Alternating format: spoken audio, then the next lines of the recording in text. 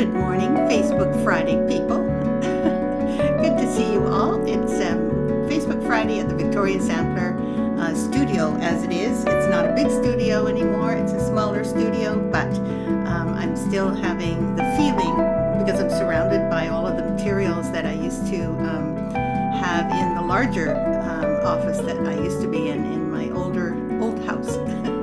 Now I have a small house with a small room, but I've still got a lot of stuff here, which makes me feel really good because I am really using stitching as a way to stay calm and cool and collected. So I'm going to refresh so that I can see how many of you are here, because I always leave a few minutes before I do that, and let's hope that that will work.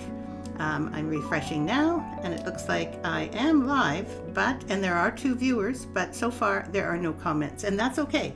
I'm just double checking to make sure that I am not letting anything out. Oh, there's Liz. Hello, Liz. Good morning. Thank you for joining and saying something. It makes me know that things are working. I appreciate that. So this morning is the day before, I believe you have a Memorial Day in the United States. And in the UK, there is a bank holiday. Those are both different kinds of long weekends. However, I do think that it's important for us to recognize that there are other memorials and holidays in the world, and I am going to start paying attention to those in the English-speaking world and perhaps in Germany and France, etc., because I do only usually think about Canada and the United States, but we're just North America. That doesn't mean that there aren't a lot of people in the rest of the world. It becomes an important thing for me to reach out and understand. And thank you so much, Ellen, for joining us week after week. I always appreciate that. And also, of course, all of our people down in Australia and New Zealand. So let's say hello to Lisa. Good morning to you and everyone, of course. Marty, hello. It's unfortunately a bit rainy and drizzly. However, it doesn't sound like it's a miserable time. And as far as I understand, the weather somewhere in the mid to south east is not doing well in the U.S. So my heart goes out to all of those people who may not be experiencing good weather.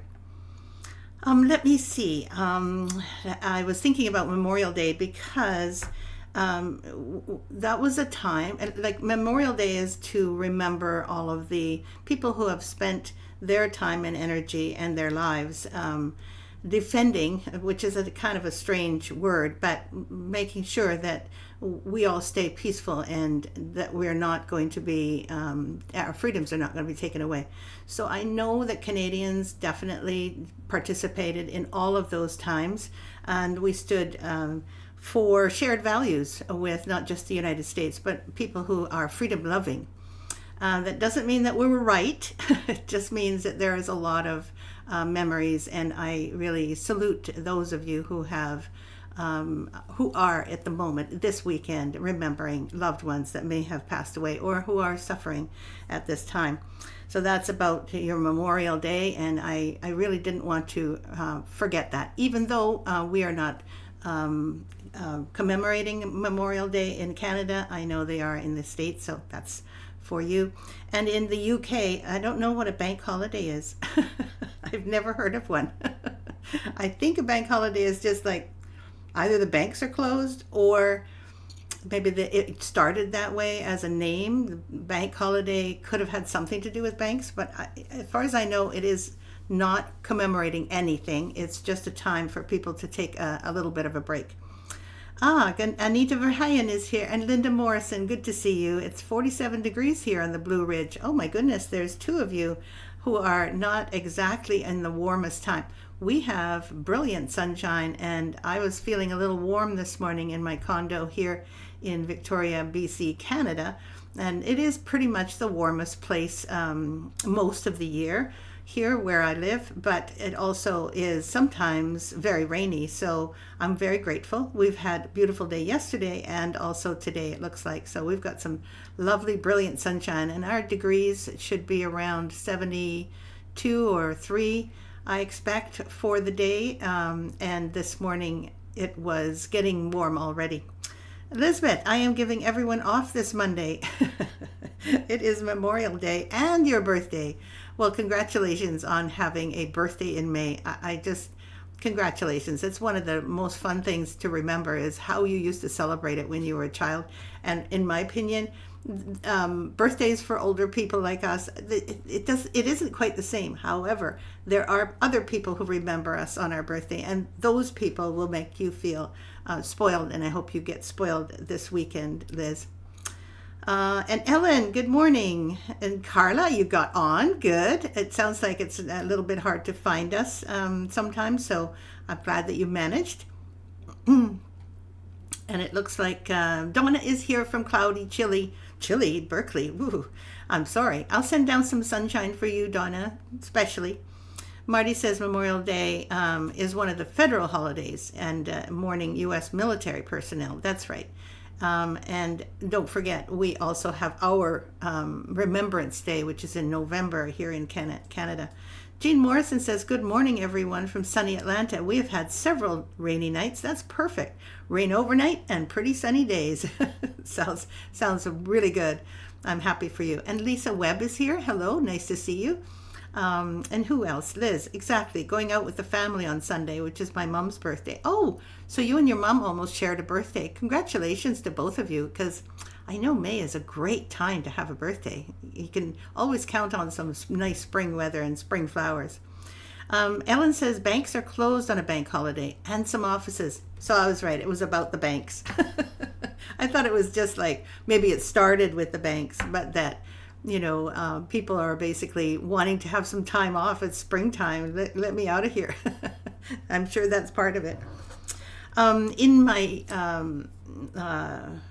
newsletter this week, I think you may have seen it yesterday, I sent out the newsletter with the Heirloom Homecoming Sampler.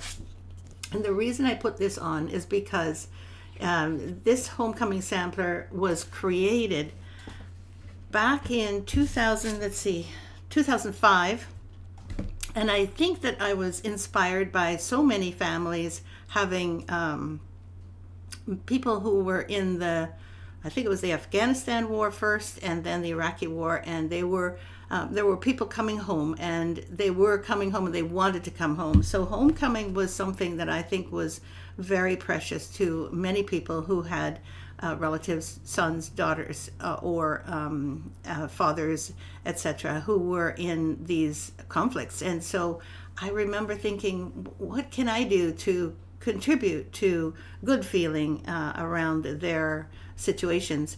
And so I created the Homecoming Sampler because it was about coming home. It was about returning home. And this was the original. I remember thinking, okay, what colors shall I use? And by that time, I wasn't using too many bright colors yet. So I chose these colors, which were soft. Obviously, this is the home. And then home is where the heart is. And then it's where I long to be, comfort, joy, and laughter with friends and family. And of course, a huge part of Hardanger. So this particular sampler really was one of the samplers that I felt that I could help people while they were stitching, waiting for their loved ones to come home. And as you can see, it's quite a big one. So this is at level with my face. So you can kind of see how big it is. This is not a little sampler, but it is so interesting and so peaceful to stitch. And it may help some of you at this time as well, during this kind of conflict that we've been having as well. And then this was the alternate. It was and I stitched both of them, by the way, at that time. So I was very much involved in the color choosing of this one as well. And I think I like the colors of this very much. I'm very partial to the blues that I put in the other one. But the dark reds and the greens, etc., actually, when I look at it in hindsight, I might even prefer this one, because the colors in this are soft, but they're more defined. Let's put it that way, and a lot more contrast to them. And the size is, of course, the same. The colors are just a little different. And I really do like the colors of this one as well. So the question is, which one of these do you like the best? Okay, I need what do you call that? I need a pull. Okay, I've got them both in my hand, and I'd like to know which of these do you like the best. the more pastel one with the blues and the grays, or the brighter one with the kind of brick red and the darker green. Okay, so this is a poll.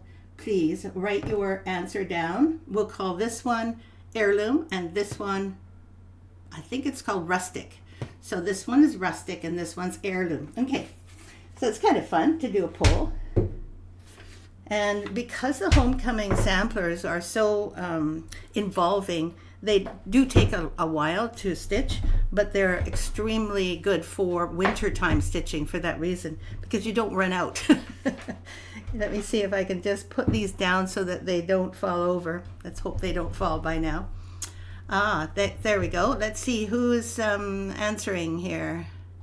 Banks are closed. Yes, good afternoon. Hello, Lynn. Good to see you. And Brenda. Oh, thank you. Anita Verheyen. I like the second one better. So that's the darker, what I call the rustic one. And again, Lisa also, as always, her favorite, rustic. And Jean likes the brighter one. I'm not sure whether, is that the lighter one, Jean? Is that the one you mean? Sorry, Lynn, I mean. Is that the lighter colored one? The off, what do you call that? The off blues and grays. Brenda says, I'd love the pastels, but I'd stitch the rustic first. Okay, that's great. I like the rustic one. Oh, I'm so glad that I did that then, because honestly, at the time, I was still into pastels. And the rustic one was not an afterthought, but it was done afterwards. And I thought, yeah, because we can't all like the pastels, right? And the rustic ones appealed to me because it was more, not as masculine, but certainly not as pastel-y as the other one. Let's see, rustic. Oh my goodness, normally I like blues, but I like the rustic one. Isn't that interesting? Liz, it's just a question whether you like the rustic version of homecoming or whether you like the pastel version. And I was showing both of them. And this is the pastel version and this is the rustic version. So you get a choice. And of course, this one was the one that I did first, and this was the one that I did afterwards for a new and different, what do you call it, and a different colorway, so that people could choose. And actually, it was fairly easy to do to change the colorway, but I remember Lisa taking her time because she had to write down all of the different specific threads and beads, etc., so that people can actually follow it. So that was our first time that we did a second colorway, and I think we've done it a few times, but not too many times because it takes a long time to do. You're welcome, Liz. Rustic. Okay, so you know what I might do, Lisa, is I might change the picture on the front to be the rustic picture and see if that people might appreciate that. They can also then see the pastel on the back, like I've got now. I could reverse those two pictures and show the rustic one on the front. Yes, the rustic version definitely defines the design more. Absolutely. When you're up close, the pastel really looks lovely. But I think you're right. When you're slightly away from it, it has more contrast and it's more effective in sending the message. Thank you for the poll. That was kind of fun to do. I might do a few more of those because it always teaches me something. And as a designer, I have to do that. Also, one of the things that I mentioned in my newsletter this yesterday was I mentioned my Oma, which is the Dutch version of grandma. My Oma's embroidery, it was a cross stitch that she was taught to make when she was 9 years old. She had already done a bunch, but this was one that she finished, and it was stitched on, I think, it wasn't stitched on linen, although it could have been made of linen. That's a possibility. But it was stitched on a hemmed dishcloth because that was the cheapest thing they could get at that time, I think. And it was for children. And so she did her name, etc. Go into my newsletter and have a look at what she had done.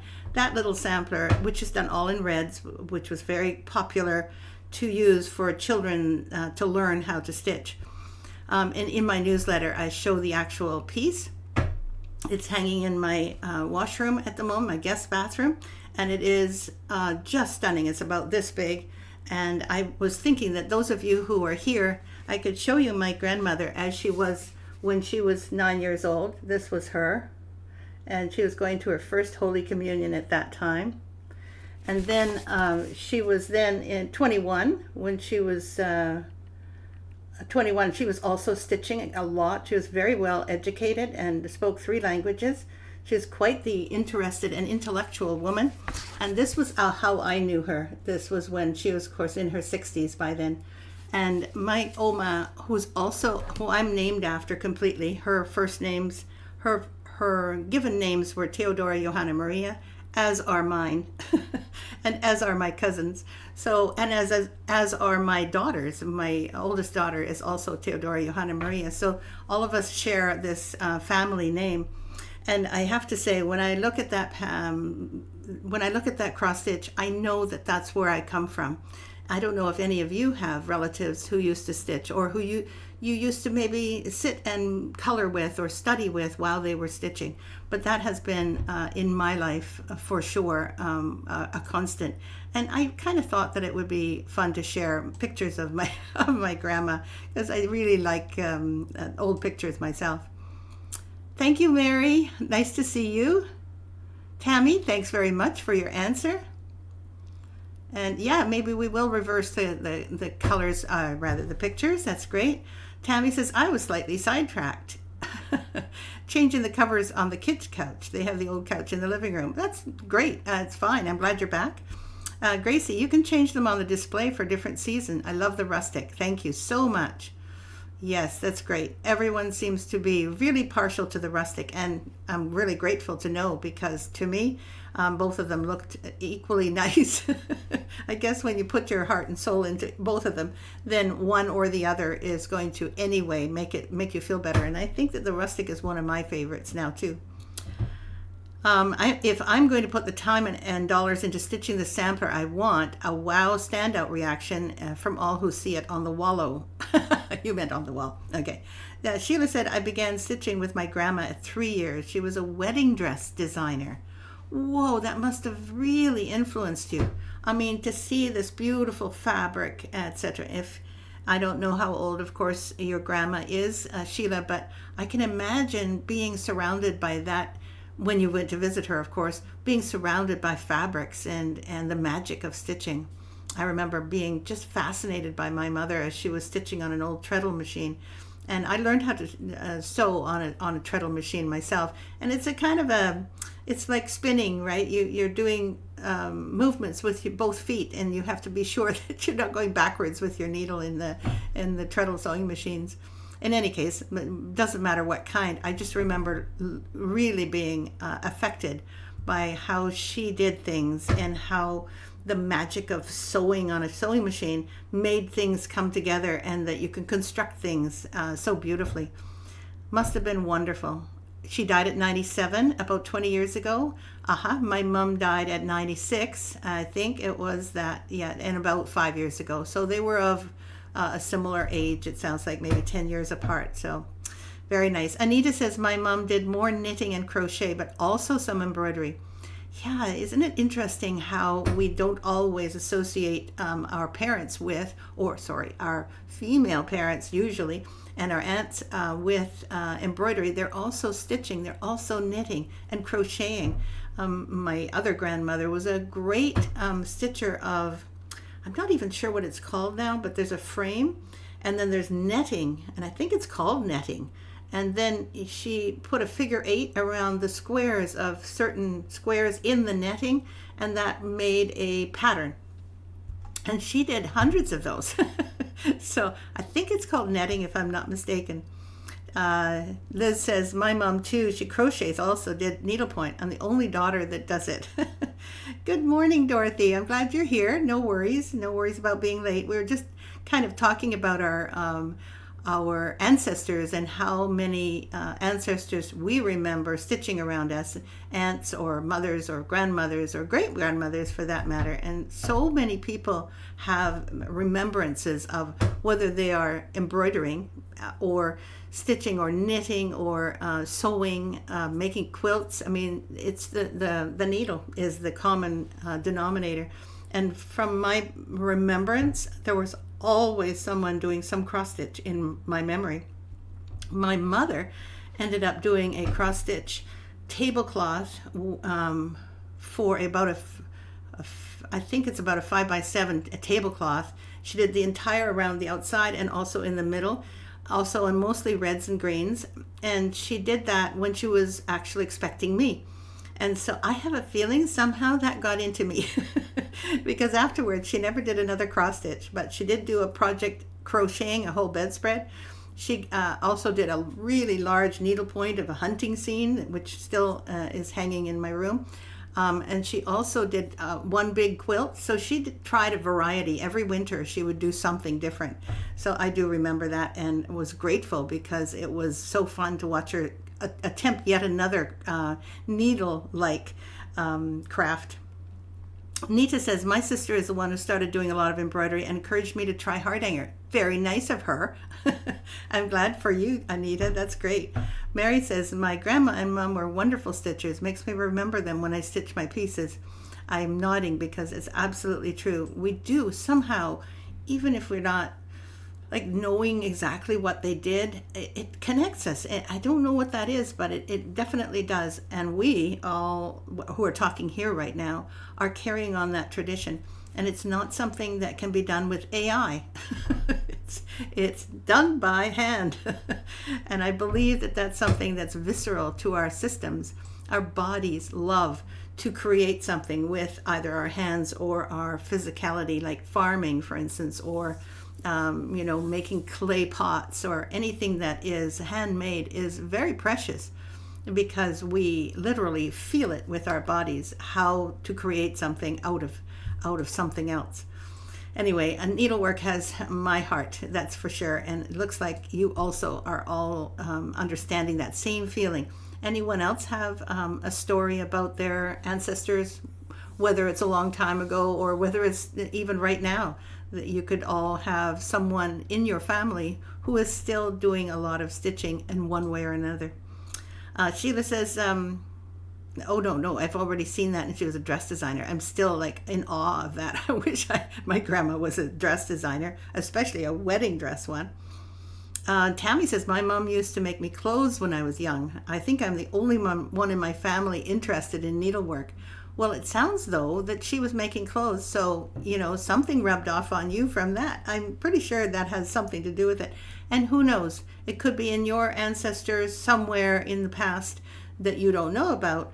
Someone had to make some clothes for their children or for other people of the family, because that pretty much fell to the women in our past.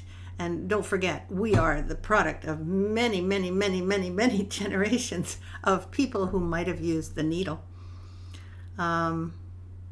Let's see. Anita says, my mom did more knitting and crochet, but also some embroidery. Actually, I'm not very good at knitting. I'm pretty good at crochet, but I don't do anything fancy. I've not had the patience myself to learn that. I've got endless patience for embroidery, but I don't have as much for knitting, constructing knots with my needle. I just not as I don't seem to have an affinity for it. Let's put it that way. I like the surface look of things. My mom too, she crochets, and she also did needlepoint. Good morning. And then Lynn says, I learned how to embroider from a middle school friend. And really, and you've kept it up this time, so you don't really have anyone that in your past that you can remember that did needlework. Oh, isn't that interesting? Mary says, my grandma and mom were wonderful stitchers. Makes me remember them. Exactly. And I already said that, but it bears repeating, and I'd forgotten that I had said it. My sister is the one who started doing a lot of embroidery. That's right. And let's see. Dorothy says, my mom stitched and crocheted so many things. I've had my needle in my hand since I've been 5 years old. I don't think that anyone can beat that, actually. I don't think that I had a needle in my hand at 5 years old. I was more likely to be with a book in my hand or singing in the church choir. But I think that what I would be doing stitching-wise, I think I started that around 12 years old. So yeah, I'm behind you, but I really empathize with what you're saying. Margaret Blank says, this is my first time watching this live, and I'm delighted to be here. Margaret, I'm delighted you're here. Absolutely. You just finished a little May Blossoms, good, and you come from a long line of knitters. But your mother also did cross stitch, needlepoint, and pettipoint.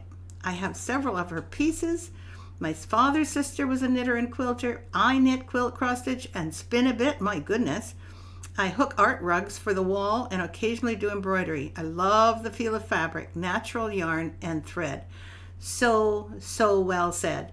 Absolutely. That feel, it's something in your system where you can actually feel the touch of things. And I think that's one thing that, again, when we think about the computer age and how the internet has taken over and people are doom scrolling or whatever you call it, that's not touching texture. It's just not. Now, that doesn't mean that I don't like to listen to a good story on the television or on a talking book or whatever while I'm stitching, but I have to say I do absolutely appreciate being able to use my hands in some creative way. Gracie says, my grandmother made us clothes for Christmas, and as we reached 11, she gifted us quilt blocks to embroider. Oh, what a great idea. Good heavens. And returned the next Christmas, and then the next Christmas we got our first quilt we both created. Oh, she is priceless. I just absolutely love that idea, and thank you for sharing that with us. You never know, that idea could spread a little bit because of you're able to talk about it in this little stream. Thank you so much, Gracie. Carla says, my grandma sewed knitting. She sewed and knit. Mom sewed, knit, crochet, needlepoint. She did everything. When I went home, I helped her. She was very talented with her hands, and also did sewing, tailoring, and knitting. Actually, that takes a lot of mathematics actually to do tailoring. So it's someone who's able to feel and think about something in 3 dimensions. That takes a big talent. Elizabeth says, have a good weekend, everyone. Short day at work today. Bye. Grandma crocheted, says Donna. One grandma crocheted, the other quilted. My mother sewed. My father taught me to knit. You're kidding. That is cool. I absolutely love it when I hear that men are involved with needles. I do it all. I have taught my granddaughter to embroider and the grandsons to sew. Yes, you have such a wonderful family, and I'm glad you shared that with them. And Dorothy says, I'm also a weaver. I have three large floor looms and several smaller ones. You are a magic. Obviously, you've been doing this since you were 5. Brenda says, no family members were stitchers, but I became interested in it from an old school boyfriend's mother. Aw, really got into it when I met my best friend, Patty. That is so adorable. Thank you, Brenda, for sharing that. It's amazing. Our histories make such a difference. So do check out my newsletter, because in there I show you my grandmother's sampler when she was 9. It's not, nothing fancy, but it has her name and the date of her of when she did it, I think, because she was born in 1895. Let's see. I also wanted to show you something else. Actually, I was thinking about patterns that kind of show how I feel about what's happening in the world today. And the word that I was thinking of was the word peace. I don't have a peace sampler, but I did put peace in this sampler, which I believe is the Noah's Ark edition. And you can see it in both ways here. This pattern is a mini pattern, and peace with the little dove in the middle was really adorable. But if you can't find a dove, then you can also put something else in the middle, or perhaps you can find a dove that looks a little different than that.